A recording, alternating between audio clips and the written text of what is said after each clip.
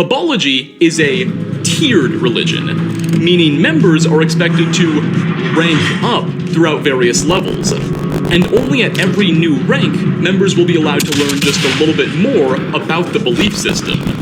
So this isn't like most modern Abrahamic religions or anything, where anyone can just pick up a holy book and be allowed to read about pretty much everything.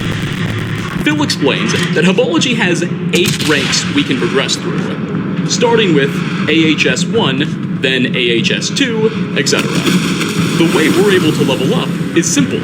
All we need to do is pay Phil a large fee of caps each time we see him and sit in a chair to receive a radiation blast. That's it. That's all there is to it. Just give caps, get radiation blasted, and boom, now you've advanced in Hubology. You can do this over as many times as you like, or at least 8 different times. Remember, there's only 8 different ranks. Each time you decide to go back for a rank up, you'll have to pay even more caps than the last time, and the radiation blast will be bigger. Phil states that the rad treatments are necessary to, quote, cleanse your mind of neurodynes. Neurodynes, according to members of the Hub, are remnants of spirits who died in the Great War that periodically infect your brains and cloud our mental abilities. By receiving these rad treatments, so the story goes, we can drive out most of these neurodynes and start seeing more clearly. I know, this sounds crazy. In fact, the whole thing sounds like a scam. What kind of missionaries would demand people give them money to convert and learn about their beliefs? The thing is, the Hubologists actually appear to be onto something. After each of the 8 level-up rad treatments, our intelligence will receive an increase. In fact, by our 8th and final treatment, we can gain an astonishing 35-point buff to our intelligence stat, which is insane. Furthermore, Phil occasionally states that it's not ordinary radiation he's blasting us with. Instead, this is a special kind of wave called Zeta radiation. Zeta, like as in what we call the aliens in the star system they likely emerged from.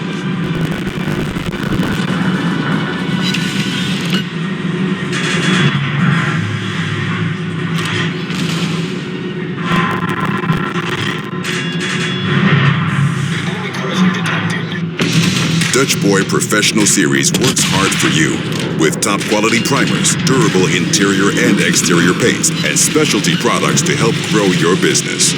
Dutch Boy Professional Series paints, available at Menards.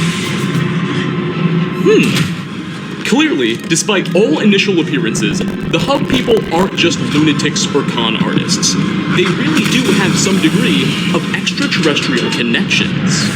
As I stated, with each new rank up, we'll be told just a little bit more about the Hubologists' beliefs. And I'll just go ahead and give you the summary of what Dora tells us after we made it to AHS 8. Oh, and by the way, to rank up from AHS 7 to AHS 8, our final level up, we'll need to pay an astonishing 10,000 caps. Jeez. Anyway, here are the spark notes of what we learn. Hubology was founded by a man named Richard Hubble before the bombs fell, and for most of his life, he was an ordinary science fiction writer. But everything changed when one night, Hubble made contact with an extraterrestrial being that he called the Starfather, who allegedly came from a planet called Quetzal in the Xythus constellation of the Milky Way galaxy. Allegedly, the Starfather claimed to be the true source for all life on Earth.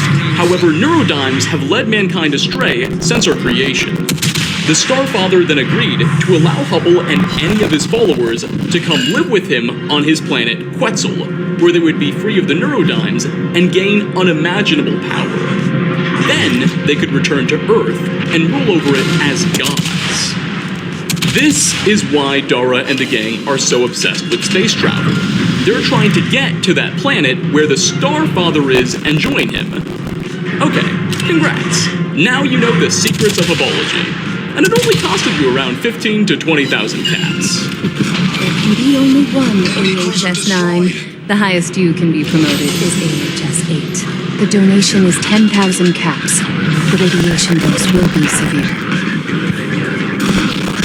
What is this final mystery? The Starfather can free our minds of all restraints, we will be like gods, able to do unimaginable things. Then we will return to Earth to rule over mankind. It is a glorious task the Starfather has given us. Yes, we will end the scourge of neurodynes once and for all. The human race will reach its full potential under our benevolent guidance. I am ready. Sit in the alignment. Frankly, I'm gonna be honest and say I don't think their beliefs are 100% accurate. Mainly because, as we'll learn, the aliens of Fallout are much more evil, and don't appear to possess any interest in saving mankind. But there obviously is some level of sincerity here, given all of the alien technology these people possess. And they do really believe what they're saying. Maybe, all those years ago, Mr. Hubble really was contacted by a Zetan, but he was just lied to, or he didn't understand what the alien was saying, and misinterpreted certain signals. Who knows? I should point out, there is no known constellation called Xiphus in our real universe, nor is there a planet called Quetzal. So the location we're being told about is also kind of questionable. Alright. Well, that about sums up everything Fallout 4 tells us about the Zetans. We're done with that game. For now. But with all of what we've just learned, let's now go back and start assessing what the other Fallout games tell us about these alien invaders. Fallout 1, the first game in the franchise, also offered players our first potential run-in with extraterrestrial life. When wandering the wastes, we could randomly encounter an alien ship, seemingly crashed/buried in the ground. Nearby the spacecraft would be two alien skeletons with very large heads and small bodies. If we inspected the wreckage, we could loot a special alien blaster pistol and read a note that stated the ship was quote-unquote property of Area 51 and to return it if found. So I suppose these may have just been alien escapees from Area 51 or something. Either way, this encounter was incredibly rare, and given how it was the first Fallout game back in 1997, I doubt the devs were thinking very hard about an elaborate Zetan subplot back then. This was probably just an Easter egg for giggles. More significantly though, there was an item in Fallout 1 we could acquire called the Psychic Nullifier.